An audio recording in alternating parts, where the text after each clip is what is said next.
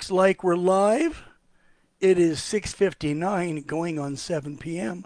Mountain Standard Time.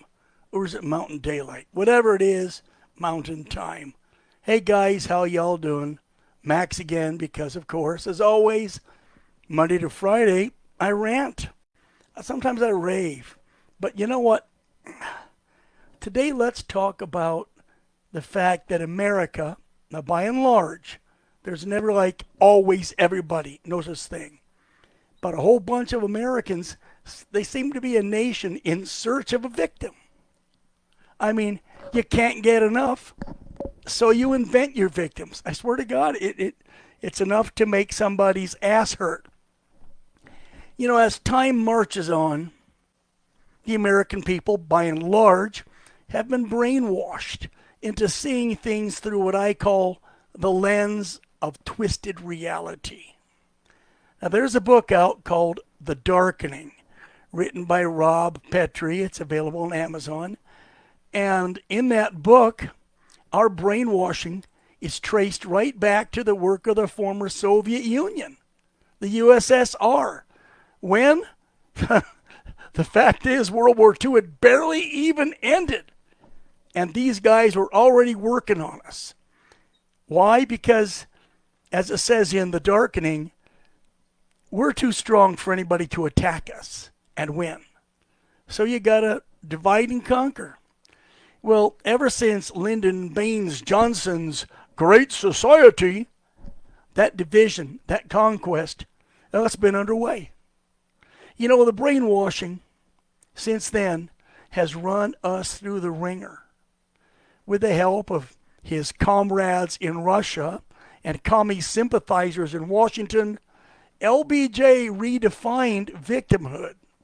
Gee, I guess if there's any single contribution that you can really slap that bastard for, it would be just that. The redefinition of victimhood, what it means to be a victim. You know, Negroes became known as colored people. Then they were called African Americans. Later yet, American blacks. And now, of course, they're people of color. You see, the communists, Johnson among them, had decided that they would use black Americans versus white Americans, or if you will, non-black, to divide this country, keeping blacks in this state of cultural limbo. The victimhood myth took hold. It got a real grip on us, I swear to God. And it's flourished ever since. It's just grown and grown thanks to the still Jewish communist-controlled and owned major media. I mean, come on. Falling for the myth of victimhood, how many gullible Americans have queued up looking for rescuers to save them from some non-existent ill fate or enemy? Come on. The phrase, "there ought to be a law," has become the battle cry of the mindless majority. I don't understand how that can be.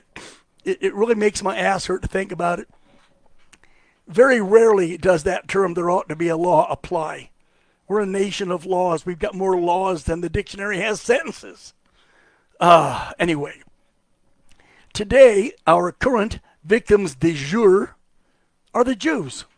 It's a cyclical thing with various minorities taking turn passing. Right now, it's the Jewish turn. That's fine. Today, anybody expressing an opinion or even uttering like a word that could possibly be conceived as anti-Jewish or anti-Semitic, that person is immediately labeled a frickin' Nazi. The real victims here are those people who dare to speak their mind. Major universities, they're under attack under this false narrative because they've failed to eliminate anti-Jewish rhetoric. Come on.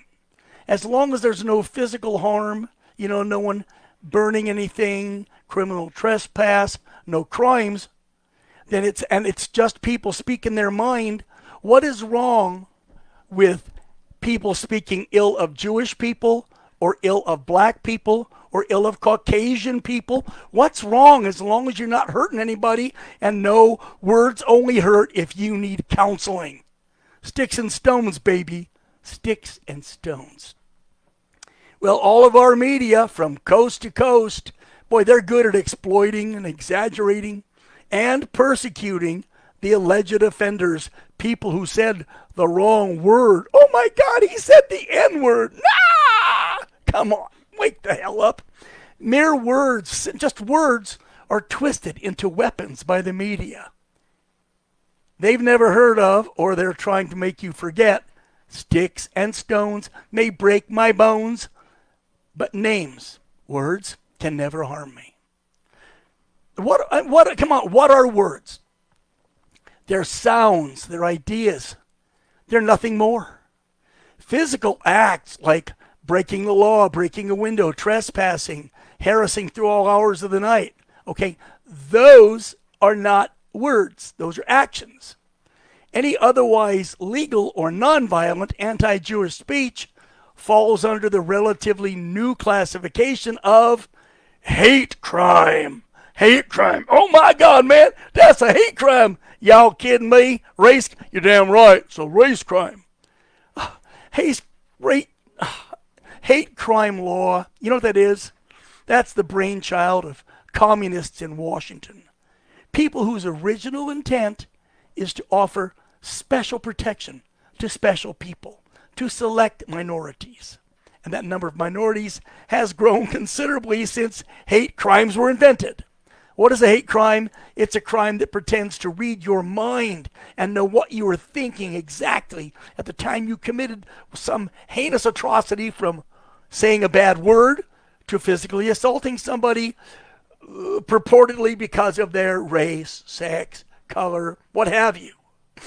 They're designed to protect your minority of the day, your minority du jour, victim du jour, from insults or direct actions by non-minorities. They're designed to salve the consciences of the weak-minded majority of America. Now, how about me? If you're in search of victims, but you lack an earthquake or a hurricane or tornadoes or mass shooting, then how about me? Why can't I, based on my race, color, sex, and creed, be victim of a hate crime? Why not? Well, because the law says no. I can commit a hate crime against a specific minority, but they can't possibly commit one against me even if they murder me. People, I am a Caucasian, Christian, straight, male, and if anybody is being discriminated against in hiring, by big government, by business, or the public in general, hey, that's me. Okay? And others like me. For God's sake, people, man up, and grow a pair.